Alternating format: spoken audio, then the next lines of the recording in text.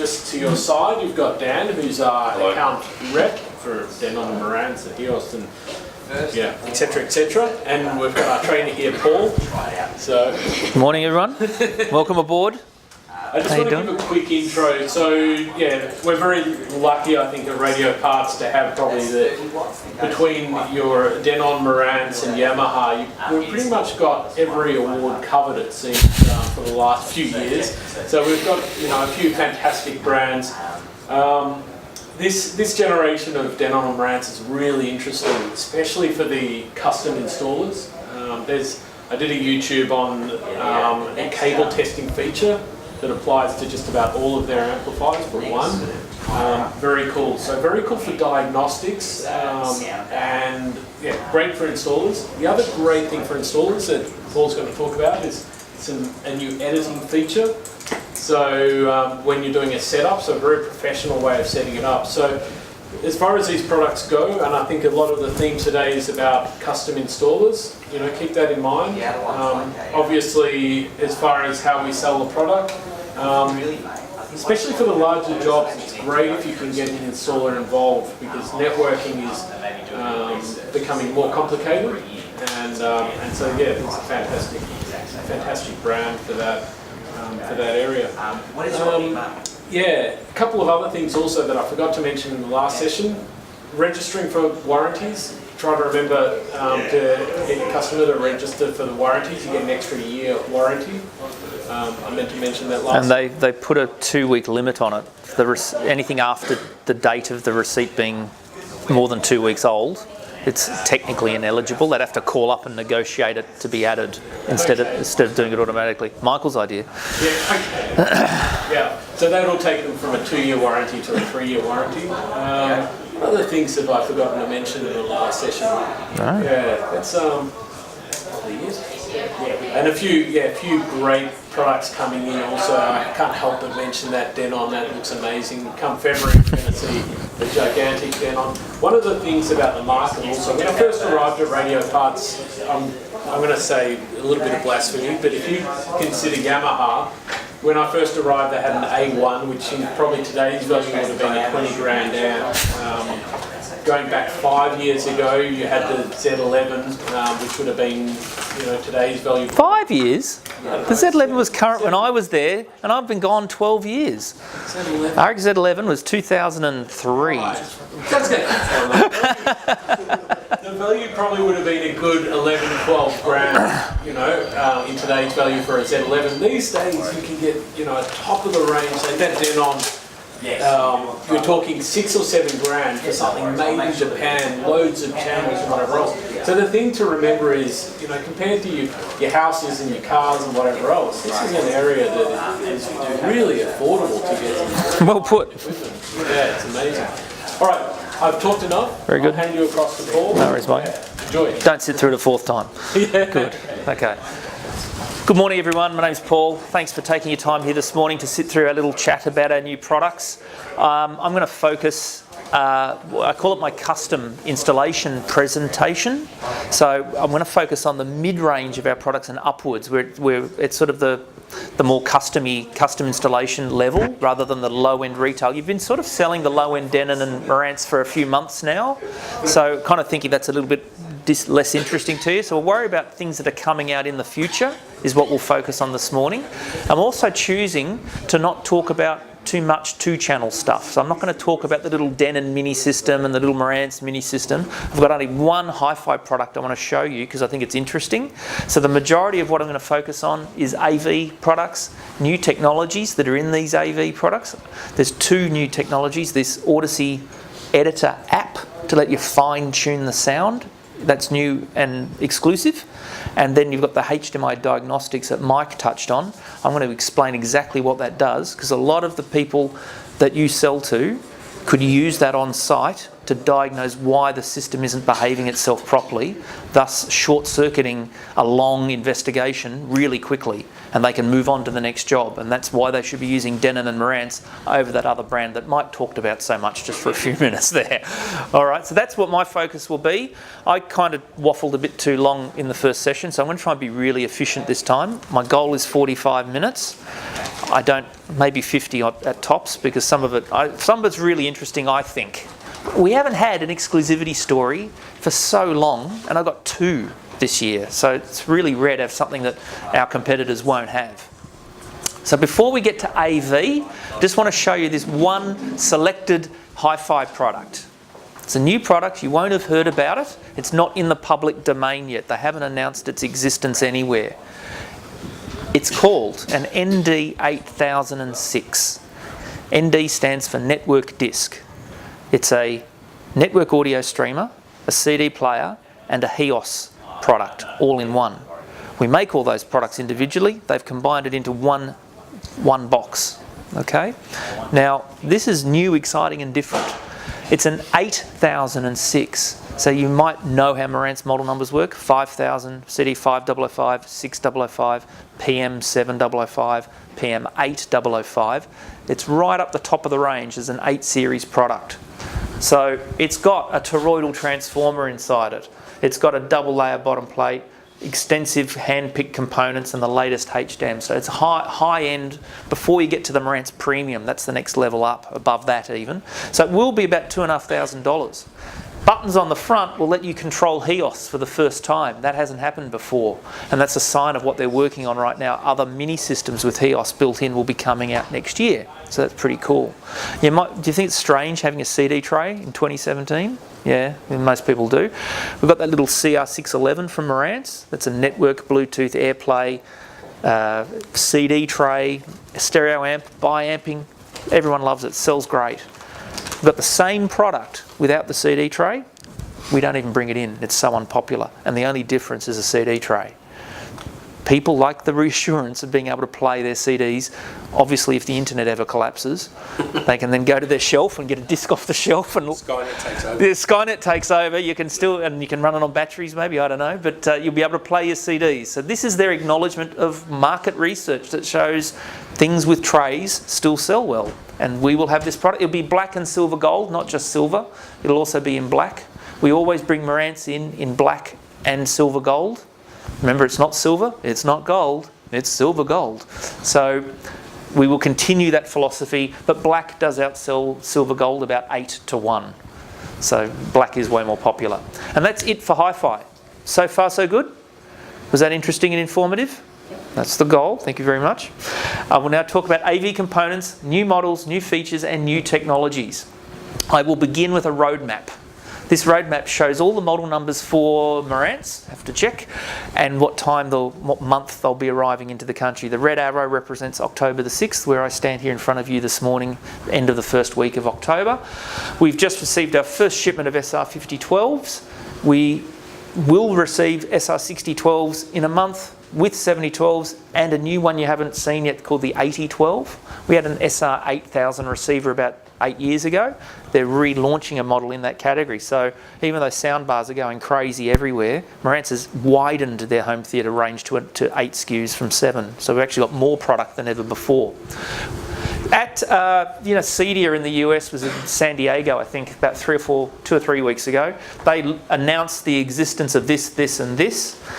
They haven't actually announced the new preamp yet. I think they'll be just about ready to announce that existence as well, the new Flagship preamp. I'll take you through what that's got as well. So this is the roadmap for Marantz. Everything with the pink means it's got HEOS, as you can see. Everything from Marantz has HEOS on board. The same thing for Denon. Here we are here, first week of October. The AVR X3400 has just arrived in the warehouse. We're shipping that now. Next month, the 2 bigger receivers, 9-channel and 11-channel 44 and 6400, and one you haven't heard of, not announced yet in the public, is the AVC X8500 home theatre amplifier. New flagship that will replace the 72. We are 2 weeks away from running out forever of 7200s. I think we've got about 3 left, and they'll be gone for good then. So we will have a gap. So that's the Denon roadmap, the Marantz roadmap. So I'm actually going to focus on these products, and with Marantz I'll focus on these products. I'm not going to worry about things that have already come out today, just to save a bit of time, okay? Now, this is the Denon range of model numbers. We call it the 400 or 500 series of products, all the way from the baby receiver all the way up to the new Flagship. So this is the only time I'm going to talk about these products here this morning. New features. Would you believe in 2017 the entry model receiver for $650 finally gets audio return channel added for the first time? The little AVR X520 did not have audio return. It had to do an optic fibre. That's been added on. That's the real only main change that's happened from the old model to the new. So that's done. However, networking, all the rest of them network. All got internet, wireless or Ethernet ports, and they've all got a lot of features. All new. HEOS is on all of them.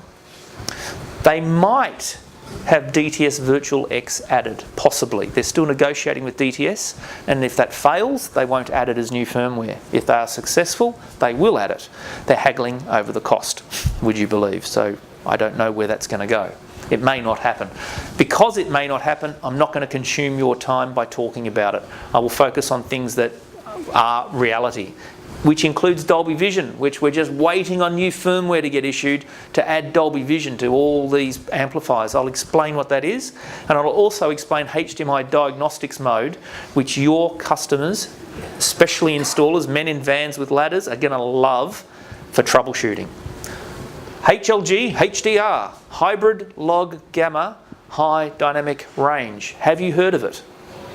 There's one nod, that's good. Some of you have, that's good. I'm not surprised by this part of the year. I will explain what that is. And did you know all Denon, is this Denon? Yeah, this is Denon. Look at me, my brain's starting. They've all got 32-bit DACs on every channel for the first time. Last year, that feature was the top two models only were 32-bit, and it was 24 everywhere else. It's a big change to get a flagship feature like that all the way down to everything but the entry model. So the entry model is still 24-bit.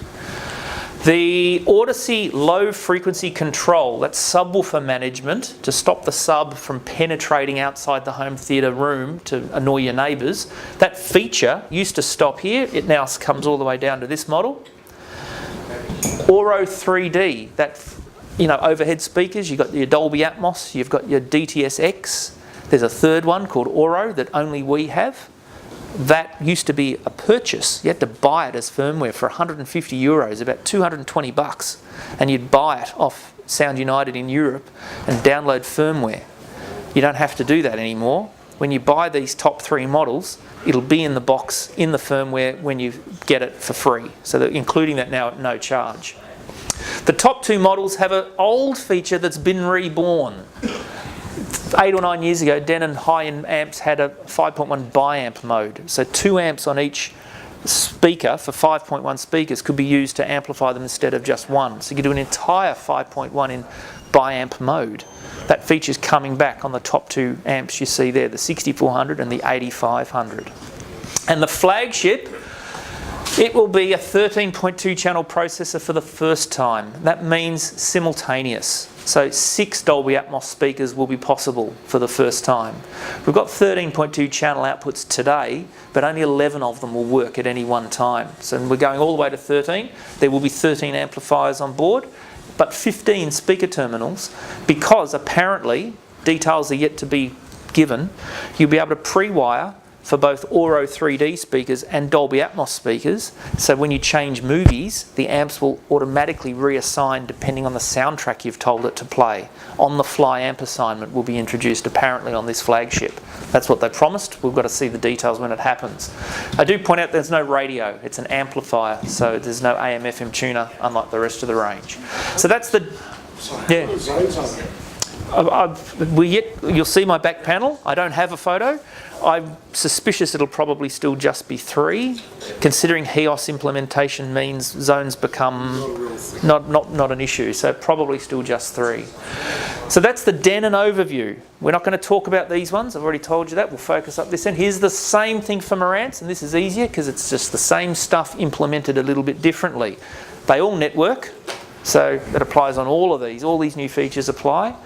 The same story. This used to be a 70-12 feature. It comes down to this model now. Auro 3D, that's in 4 Marantz models, not 3 like it is for Denon. It's actually in the top 4 because we've got 2 preamps. The flagship for Marantz will be the same as Denon, 13 channels processing, 6 Dolby Atmos speakers.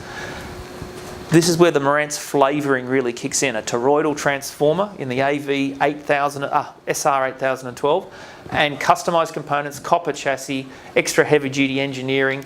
Both of them don't have radios, including the one called SR, which typically is a receiver. There's no radio. Marantz have just given up any imagination at all with model numbers, and they've just said, we'll still call it an SR 8012, even though there is no radio built in, apparently. Truthfully, I haven't seen this yet. I'll be very surprised if there's a radio, but who knows? Maybe they've changed their mind and there'll be a radio in there after all. We'll see. I'm just talking about AM/FM, by the way. Lastly, like Denon, the new preamps will both have a 5.1 biamp mode. So they don't have any amplifiers on board. It's really just a menu setting where it says output two outputs to an amplifier to one channel, okay? And if any of you care, I don't know, but I don't know the answer, whether the output will be bass on one and treble on the other, or where you'll be able to vary the crossover point on these. None of those details have not been provided, so I don't know. So feature number 1 is HEOS. I like to describe it as a rash across the entire range this year. So there's all the Marantz models and all the Denon models. Only the little baby 540 needs a little link added to it to add HEOS. That link is $549 retail. So some of these models have gone up $30, $40 retail price, but they're getting a $500 link effectively thrown in for about $40 now inside all of them. HEOS is everywhere. That is the HEOS chip. That's where the magic happens. It's about this big. We can see it there in the distance. That's the internet radio, HEOS chip technology, Wi-Fi. It's all driven off that circuit board there with the heat sinks built onto it. That's pretty much the same module that's used in all of the products you see listed here. So, AV receivers do a couple of things for HEOS that HEOS couldn't do before, and they're pretty good. The first thing that HEOS benefits from being inside an AVR is physical buttons, would you believe? You can get a remote control that has a HEOS button on it. You put your phone down, put the app away, pick up a remote, press HEOS, and on your television screen you get basic control of your HEOS account. For example, HEOS Favourites. I select that and all my playlists that I've saved in my account will appear. I can select one, I press play, and on my TV I get a beautiful Apple-esque looking graphics of the artwork and content that I'm streaming. HEOS didn't do that. It was all on the phone up until now, and now suddenly it's on the customer's TV screen. That's cool. That's feature number 1 that's pretty cool. There's another benefit to having HEOS. Many of these AVRs, most of them have multi-zone features that have been there for years. So HEOS benefits from that by being able to expand HEOS through those multi-zones.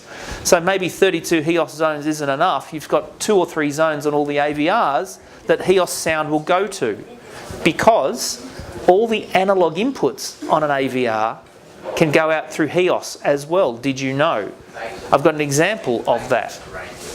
If I have a Blu-ray, a live concert, and I've got that playing in my home theatre, and way down the other end of the house I've got a HEOS 7. I can plug the analog left and right audio sockets into here and use my network, of course. It doesn't talk directly, you've got to use your network. The music will come out through the HEOS 7 all the way down the other end of the house through the analog inputs. That applies on every AV receiver. That's a new feature for HEOS, okay? But if I connect the HDMI cable into these receivers, I get buckus, I get nothing.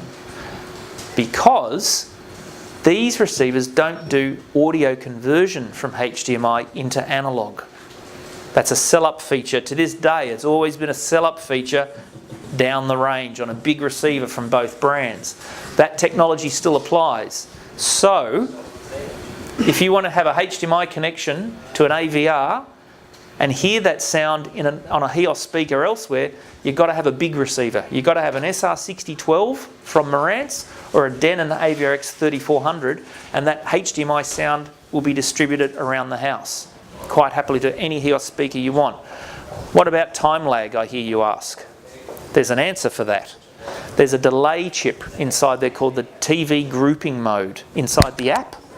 And the classic example would be, for example, your TV tuner, you plug that through HDMI in here, audio return channel into the soundbar, and you want to hear that throughout the entire house, right?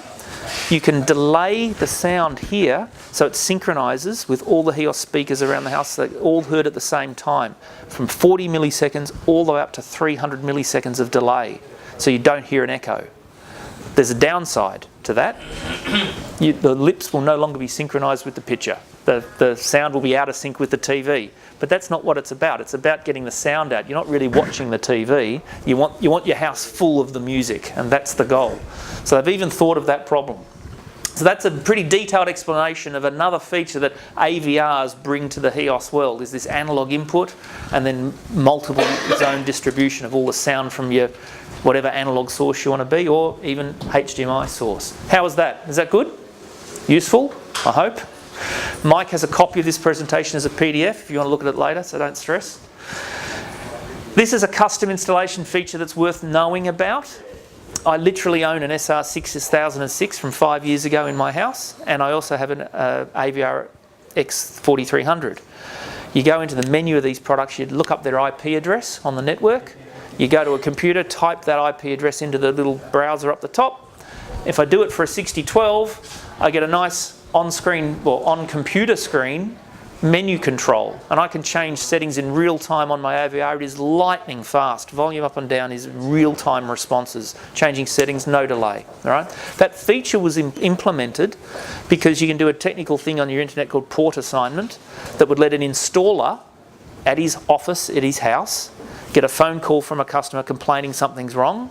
He could go on and log on to the customer's home, check the settings of the AVR, and even alter the settings remotely, right? Not anymore. That's been shut down.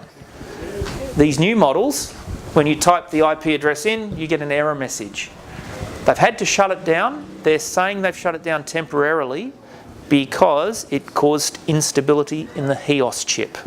You had two things going on. They weren't really compatible with each other. They prioritised HEOS over this web control feature. Now, RTI and Crestron, all these third-party control apps, unaffected. Doesn't affect them.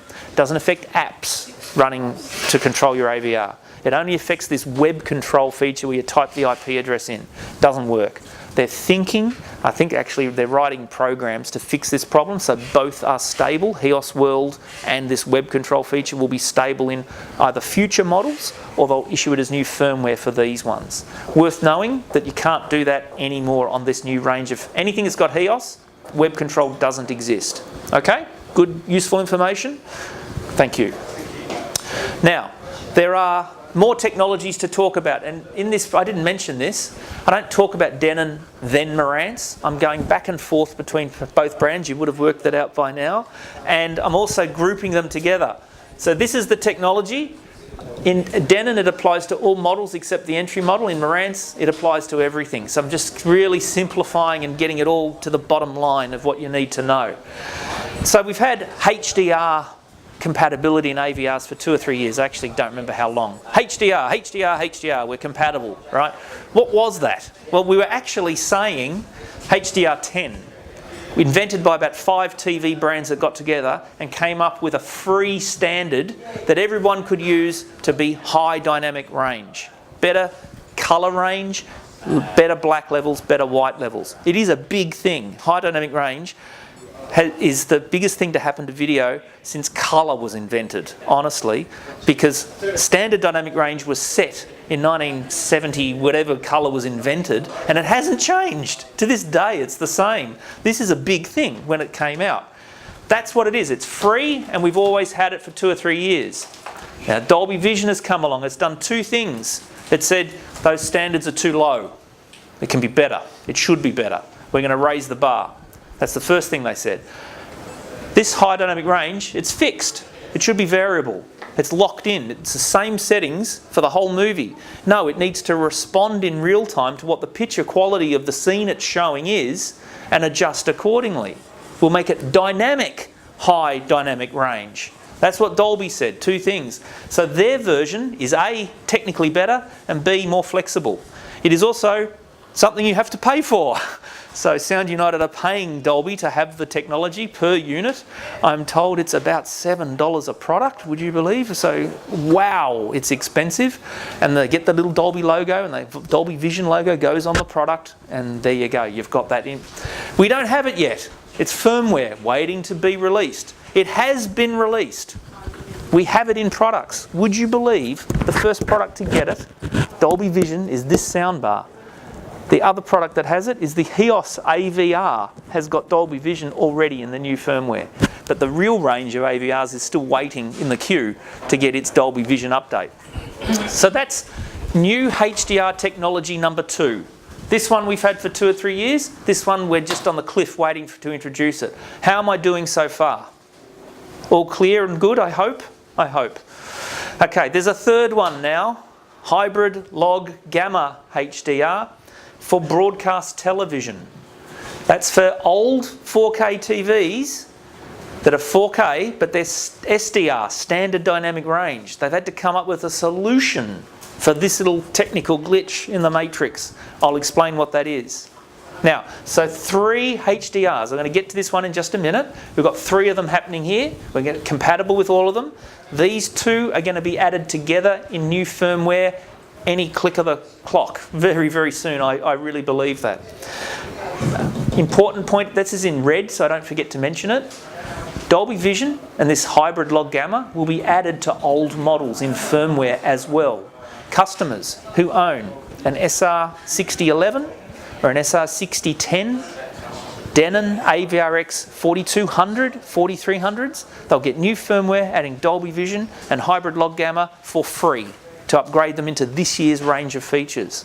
Anything older than that? No. SR 6009? No. AVRX 4000, 4100? No. It's all dependent on HDCP 2.2 chipsets.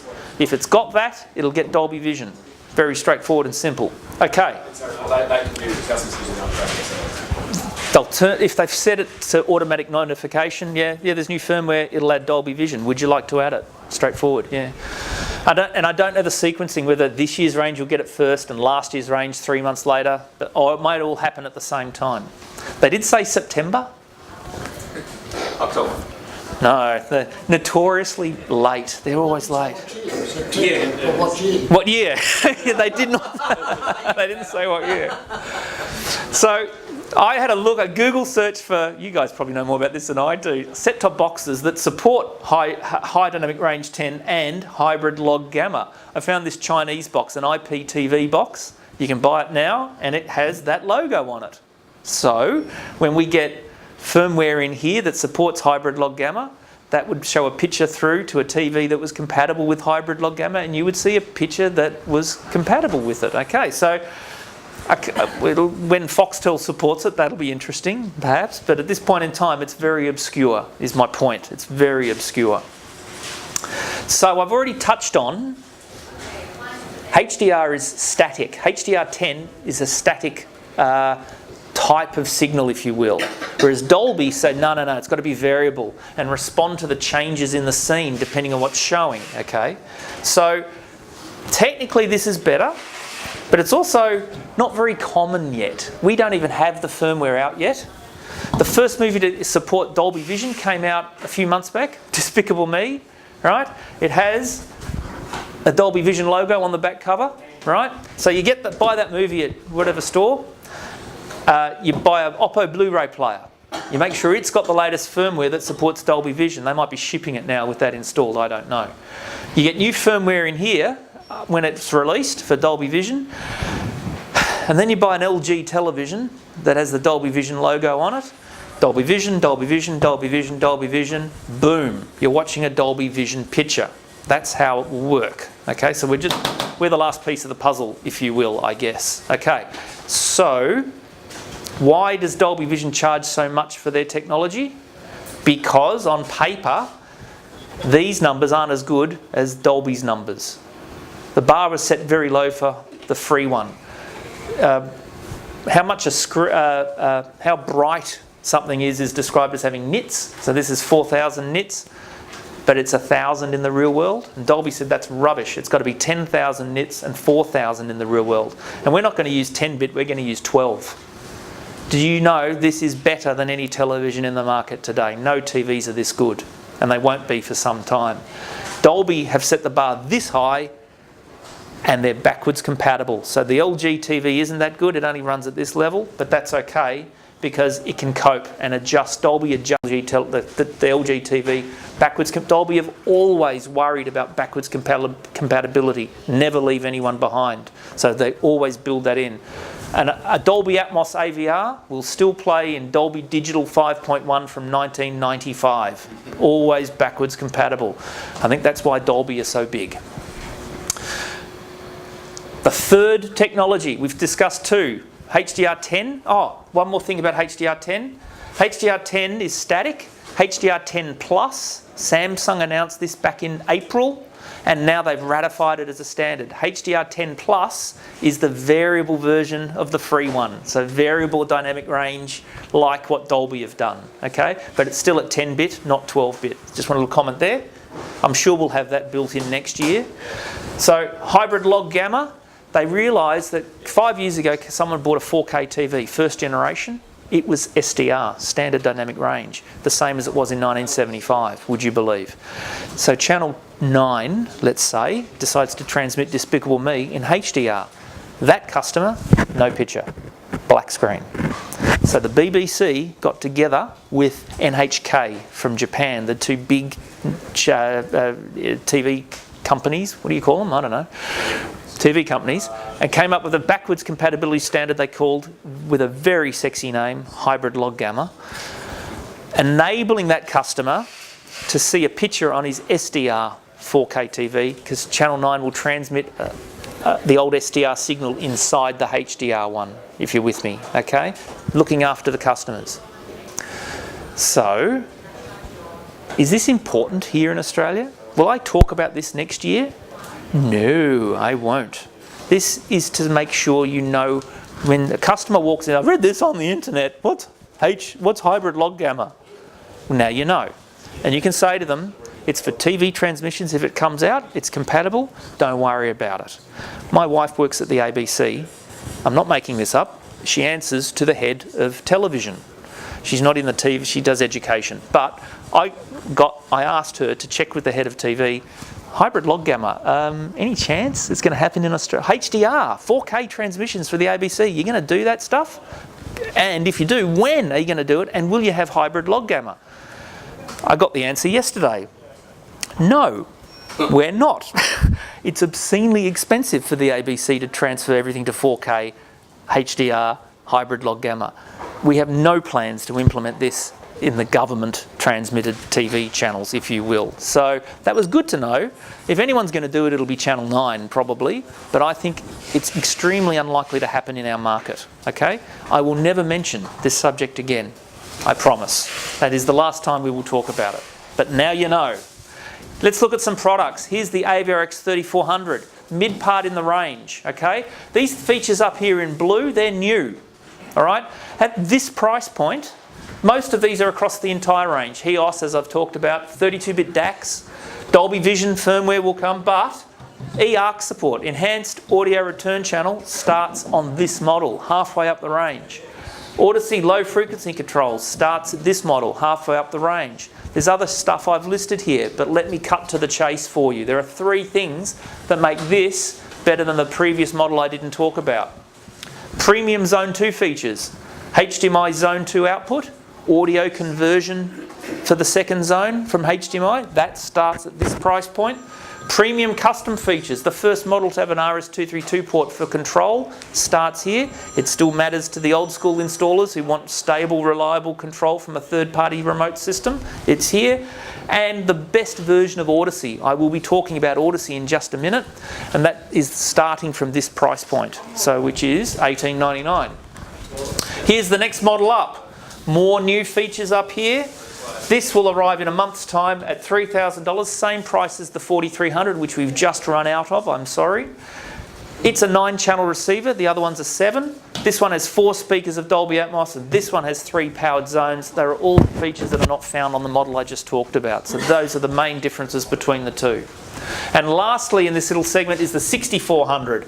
It'll be $5,000, available in a month's time. It's a bit of a beast, as you can see. It'll have 11 amplifiers on board, 5-channel bi-amp mode that I talked about, and it is made in Japan. Can you name another home theatre product named in Japan that isn't Denon? It's a leading question. No, you can't. Yamaha make 2-channel products in Japan. They make no home theatre in Japan. Sound United, Denon and Marantz are the last manufacturers of home theatre made in Japan in the world. So if anyone cares about made in Japan, customers, installers, we're your choice. You've got 2 or 3 models to choose from each brand. Custom installation features. So this is Denon. Here is the 2-zone products you see here and their features. I'm not going to go through this in detail. Mike's got the chart, okay? And here's the 3-zone stuff. I'll cut to the chase. That's the same as last year's. There's no differences that I can find. All the feature sets are the same.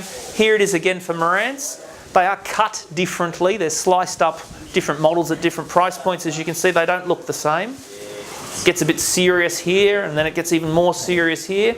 Exactly the same as last year. So we don't need to go through a lot of details there. Let's have a look at the Audyssey range. There's 3 types of Audyssey. A good one, a better one, and a best one. We support the best one in most of our products over here, and it's all got to do with how many samples are made on the frequencies of the channels, how much data is gathered when the tuning process is done, okay? There are 2 features though. There are 2 features that make it cool, and they're both misunderstood by many people. Many people don't get these features. Dynamic EQ and dynamic volume. Dynamic equalization is designed to keep bass frequencies audible at low volumes.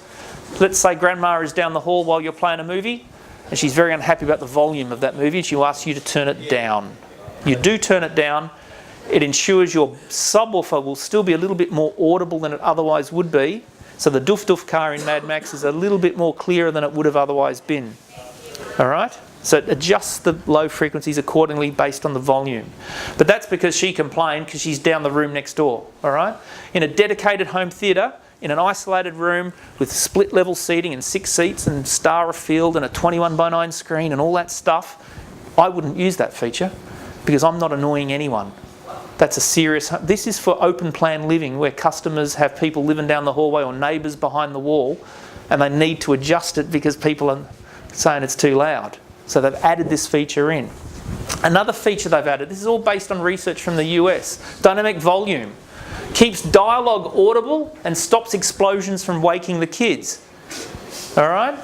In a perfect world, you get to hear the movie as the director intended. Explosions at 106 dB and voices at 25 dB. So when Tom Cruise is blowing stuff up, it's as loud as the director wanted you to hear it. And when Tom Cruise is trying to win an Oscar, his voice is as quiet as it can be because that's what they wanted it to be. However, in the real world of open plan living, neighbours and walls and all that sort of stuff, you might choose to compress it with dynamic volume compression. The explosions will not be as loud, the voices will not be as quiet. Think of it as that truck on the highway you see where it says it's limited to 100 kilometres an hour. It's the same thing. In a home theatre environment of proper home theatre, you would not use that feature. When you finish tuning an Audyssey system, the first thing it asks you, do you want to turn on dynamic volume? It doesn't tell you why you want to turn on dynamic volume, it just, do you want to turn it on? Well, in a real theatre, you go no. But when open plan, multi-purpose room, you go possibly. But you wouldn't leave it on.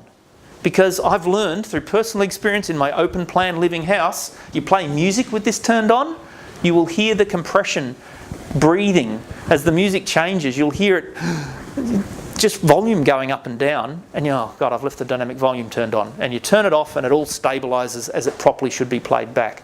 It really is built for movies. It is really built for late night watching. Okay? Just as simple as a press of a button. Press of a button, on and off. It does actually offer low, mid and high settings, so you can really compress it a little bit or not much, or completely off. Okay, let's push on. The Audyssey MultEQ editor app. So you've got a little microphone that comes with all these AVRs to tune it, okay? That's pretty cool because it lets you calibrate the room acoustics and the speakers so they work as best as possible. And we still do that, okay? We've taken that to the next level. Many of our big high-end home theatre products could have pro calibration done, professional calibration. A guy comes into your house with a couple of grand's worth of equipment and he spends a couple of hours there tuning your home theatre. A high-end one, an AVRX 4000, was pro calibration capable. You pay him $1,000 and your system sounds great. Fantastic. All right. We don't support that anymore. That feature is not compatible with any of these new models. We got a $31 app that replaces that $1,000 tuning system. And it even has two features that the pro calibration did not have that the app has. The same way that, you know, the internet destroyed newspapers, this has destroyed the $1,000 calibration thing, this $30 app. It's in both the Google Android store for $30.99 and Apple's store as well. I've given this presentation now 10 times. I've learned to point this out. You don't have to use the $30 app. It's an option. You can still just plug the microphone in and get the remote and tune it with the TV and you're done, right? You can't edit it in any way, shape or form. That's what you need the app for. But you can do that. You don't have to spend $31. And if you do spend $31, it works on anyone's amplifier. It's not locked in. The old ProCal was married for life. You couldn't, it was only that one amp that it applied to. Installers can go to the next house, put their phone on their wireless network, and boom, they can then Audyssey edit that customer's amp. Okay, so it's completely applicable to anywhere. This is from my own phone in my own house. I had, I don't have that anymore, but I got an AVRX 4300 Denon and a Marantz 6011 AVR. You fire up the app and boom, the two products it can control are visible. So I selected the 4300, my TV immediately showed that message on the screen and it stays there for the duration. Everything now is driven off the phone for the first time. Everything you do is on here, not on your TV anymore. It says this is it, it's 5.1 speakers, that's what we're testing here, isn't it? Yep, that's right. And then you calibrate it. Whoop, whoop, whoop, beep, beep, beep. All the little microphones, all the little tuning stuff that you do for the, you plug the mic in and run the test. And it takes sometimes 30 minutes if you do all 8 positions, right? You do that and you've done it, okay? Once you've done that, you can look at the results on this little menu on your phone here. You can see the sizes of the speakers and the delay. And if you don't like what it does, you can override it and change them. I don't agree. It's further, my subwoofer is further away than what you said, and you can alter it and save that. You can actually save this file or make a copy and save it as something else if you want to. You can check before I tuned it what the left speaker looked like, and then I can see what it looks like after I've tuned it. I'd have those colours around the other way myself. I'd have red being the untuned one and green being the tuned one myself. I don't know what they were thinking, but you can view the results. You can't change this because it's a fact, but you can at least see what it did. And I can target sound options. I can decide my speakers sound too bright and roll off the high frequencies with this setting, or they don't sound bright enough and I can use this setting and make it sound a little bit more. This is for punching through a perforated screen. So you have it set to this one if the speakers are mounted behind a screen and you need a bit brighter to get through that screen. Other settings. This was not a feature of pro calibration. The speakers are grouped with a dialogue-based boost function. So if the human voice is not clear enough for you, it does a little EQ at the human voice level and you can group it per speaker. That feature wasn't in the pro calibration for $1,000. But this is the true nerd tweaker's delight. This is the green line representing the equalised system, but I decide I don't agree with what the microphone said, and I can slide my finger up and down on this red line and change the equalisation to my heart's content. Preference over reference. I can save that as it is, or I can make a copy and save the copy and keep both, should I want to do so. But that's one thing unique to this app that wasn't in ProCal. The other thing that's unique that wasn't in ProCal is the ability to change the range of frequencies that can be tuned for the first time. It's normally 20 to 20,000 hertz. In America, lots of people say you don't want to EQ high frequencies, you want to EQ bass only. Bass management is what matters most. Let's chop off 10,000 hertz. Now we won't EQ anything above that. Or let's not EQ anything above 500 hertz or 200. In fact, I can put it all the way down to 20 hertz and not EQ anything if you want to. I can choose how much of the system gets tuned and everything else is left alone. ProCal didn't do that. This $30 app does. Once I've done all that, I can save it, I can copy it, I can send it to an AVR, it transfers the data across, and in my phone I've got these 2 saved versions, and I can upload whatever type of file I've saved at any time.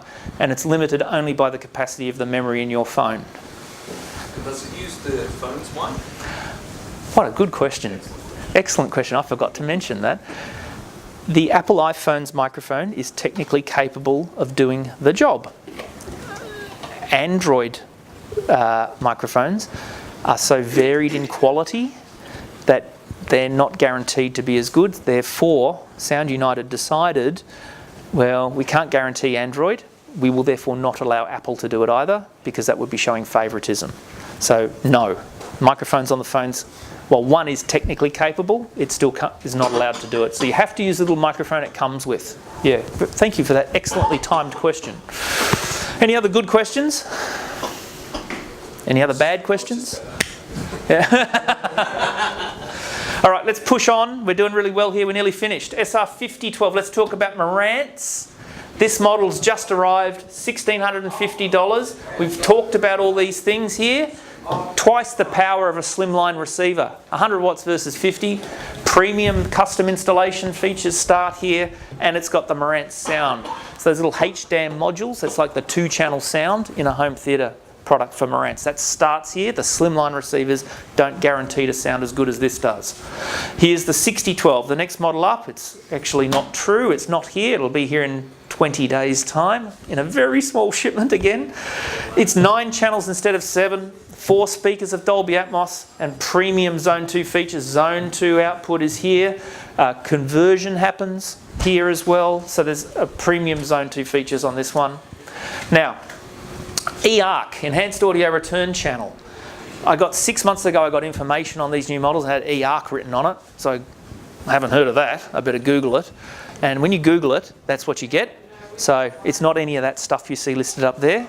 What do you do now? You have to then go, well, Google eARC HDMI. And when you do that, What Hi-Fi pops up and Sound and Vision magazine pops up where they've written these articles about it. And what it is in a nutshell, Enhanced Audio Return Channel is if Channel 9 transmit a movie in Dolby Atmos, it'll come down the HDMI cable to the AVR, Audio Return Channel Enhanced. If your Netflix app in your TV is Dolby Atmos, that'll come down the HDMI.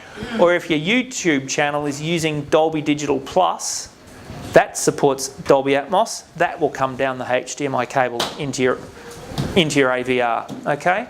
That's what Enhanced Audio Return Channel basically is. And it starts on the Denon AVR X3400 and the Marantz SR6012. 2 firmware updates to talk about. The first one is Amazon Alexa. It's out now, and all of our AVRs support Amazon Alexa. You can't buy it in Australia. You have to bring them in from overseas yourself, and you have to configure them on a computer. You can't configure them on the app because the app isn't in our app store just yet. But if you do all that, you can talk to the AVR now.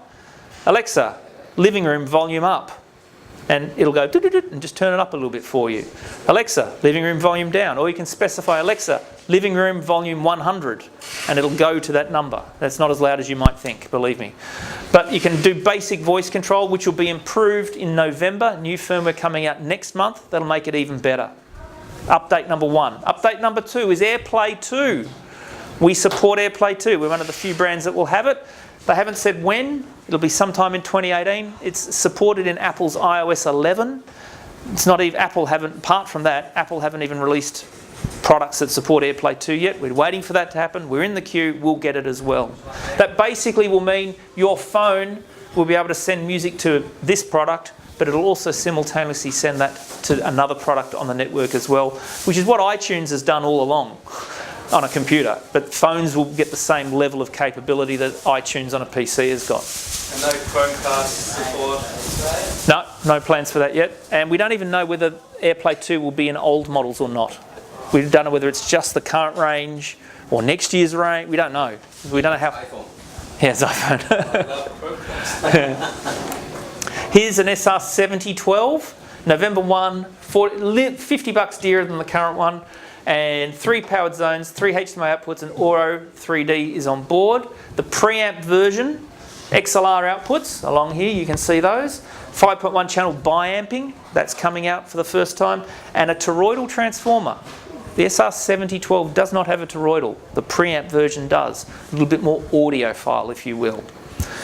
So, you have a lot of customers. A lot of them drive vans and ladders and they go in and install home theatre systems. And they're on site for a day and a half, hooking it all up and mounting the projector and all that sort of stuff. They do that. They get to the point where they turn it all on and it may be a black screen of death. Or it might be a picture but no sound. Or it might be a screen of static. Or it might be somewhere in between, lots of speckled snow over the picture. And then the hair pulling starts. What's gone wrong? Why is this not working? Damn you all to hell. And they have to spend all this time and phone calls and, yeah, swap the cable out, that didn't help. All this stuff begins. How do we fix it? Well, we could just introduce a patent pending HDMI diagnostics tool in every network AVR. Maybe that'll speed the process up a little bit. It will check, the first thing it'll check is the AV receiver. Is it my fault that this isn't working? It will also check the source devices that are connected, and it'll check the TV. Is that the problem? Then it'll check all the cables that are connecting it all together. Are they causing the problem? You can even restrict settings of HDMI per input to stabilise it. So the Blu-ray player at 1080p, you can lock the resolution at 1080p for that source. And the Oppo one at 4K, you can lock that one at 4K to stabilise it and make it work quicker and more reliably all the time. Even the outputs can be set. Monitor 1 can be set at 4K, monitor 2 can be set at 1080p, for example, and lock those resolution outputs permanently to stabilise the system. It is not guaranteed to fix everything, and you guys are meant to use it, but your customers are not. Okay? It will leak. They will find out that this exists because it's a few button presses on the front panel to access it, which I will now show you. But I should mention, it's exclusive to Denon and Marantz and they've applied for a patent. It comes with a instruction manual for Denon and Marantz. It's a PDF to download. Dan has copies. We can give them to Mike, no problem. To access it, you just turn on the AV receiver, and on this example it's an AVRX 1400. You press the Zone 2 source and the tuner down button for 3 seconds and it goes into diagnostics mode. Different buttons for different models. It tests, an auto test means it does everything. Audio, video, cable, resolution limit. Log EDID is at the end of the whole process. You haven't fixed it, and Nick in our service department says save the data from the system, put it on a USB stick in the front panel, record it and email it to me. We'll send it off to Marantz and show it to them and see what they think is causing the problem. That's log EDID. Okay, so that's, I probably will never use that part. The first thing it does, hardware check. Oh, error, H101, better call qualify, I'm broken. Out of the box, faulty AVR, stop everything. Your installer has just saved valuable time knowing that the AVR has caused the problem. Sorry, bud, I've got to go get another one and take that one away. However, if it gets to this point, you know it's good. The AVR is not causing this headache. You run that auto test, and in the front window of the receiver, it will, if there is a problem, it will give you an error code describing what it's found. It's on the front window of the receiver. You can't drive your car with the bonnet up. You can't be looking at the television while the television is being assessed for what, it could be the TV that's causing the problem. So everything is done inside the little AVR's window. That has to be the way it is. You get the error code. V101 cannot detect the HDMI cable. So this is basically saying there's no 5-volt plug. The cable, have you plugged the cable in, dude? Seriously, it doesn't appear to be, there's one there. The 5-volt hot pin isn't there. All right. Once you get the code, you go to the owner's manual back pages and look at the flow charts that tell you what to do with that error code. Here's your solution. Sometimes it says call qualify. Sometimes it doesn't. Okay? Cable test mode. So you can do the auto thing and it tests everything. You can go into video, audio, cable test, individual functions and just do that by itself. You take your cable that you want to test You plug it into the cable sat input on the back of the AVR, and then you plug it into the monitor output right there, and you run it. So we did that, and I've got some examples for you. The first thing I did, I grabbed a cable from an Xbox, 1.5 metres long, about that thick, and I plugged it in and tested it. The next thing I tested was a better one, a 3 metre Bluestream HDMI cable. I looked in the window and it said pass, 4K 6G. That means 4K video, Ultra HD, at 60 frames per second. And that is as good as this HDMI gets. All right? You would expect a 1.5 metre and a 3 metre cable to do 4K at 60 frames. If it doesn't, it's probably a piece of string. Any cable manufacturer, even the nasty ones out of China, will pass this standard because it's only 3 metres long. It's not hard to hit that standard. Well, that's not good enough. Well, let's up the ante. Let's get a 15 metre Bluestream cable and see the test results. Ran that cable through the test. It would do 4K at 30 frames per second. Boom. It would fail. It failed at 60 frames per second. The AVR told me that. So I could lock the resolution at this and it will work. If this, no picture, nothing. But a 15 metre HDMI cable is not designed to pass 4K. It can't. It's too long and not thick enough. And it's a passive cable. Okay? In actual fact, that's impressive that it even got to 4K at 30. Typically it's 12 metres. Bluestream, good brand. Just saying. So that's a good result for a 15 metre cable. Let's really up the ante now. Because the Bluestream is in our office, I did all this in their testing room. They had a 20 metre, cheapy, $100, chipped 20 metre cable, directional. Got a little booster in the head, right? Pro 2, wasn't it? Well, I don't know. It did 720 and it failed everything above. That cable would only do 720 resolution. So if you wanted to use that cable on a 4K projector, on our AVR, you could set the output to only do 720 and it will work. You might tell your customer you've done that, you might not, but at least they're getting a picture all the time and they're not going to call the installer at 10 o'clock at night and say it's not working because you've guaranteed that cable's performance to actually produce a picture. Pretty cool, I think you'd agree that this is a pretty cool feature. Mind you, most times 20 metre leads are already behind the wall or in the ceiling. Agreed, which is where this comes in. Thank you for that, Leon. This is the input selector where you can specify resolution. So imagine 10 years ago, one of your installer customers ran that cable on a 720p projector and a DVD player. And they come along now and the cable's still there and the installer's just sold them a 4K projector and an Oppo Blu-ray player. You know that cable won't do 4K. You can set the resolution outputs and test the capabilities of the cable. Maybe it's a really good thick cords, remember KORDZ? Good cables. Maybe it'll do 1080p over 20 metres, no problem. You could test it and see if it works, set the resolution. If it doesn't work, set it to 720 and see if that works. And when you've done that, you lock it in Eddie and secure the picture quality.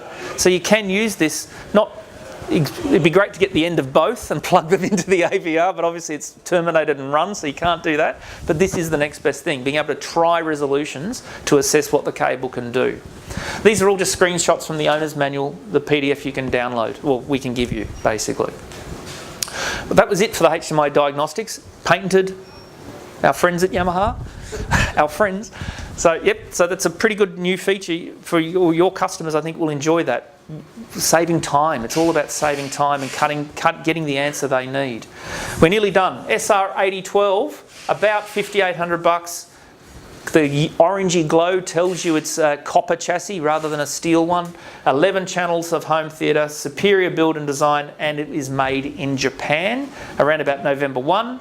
Here's a little sexy, I call it AV porn. Here's my little, with the lid off there. So there, it's a really nicely made little piece of kit. Here is the preamp Flagship, sort of the version of it. It's going to be about $7,000, December 1.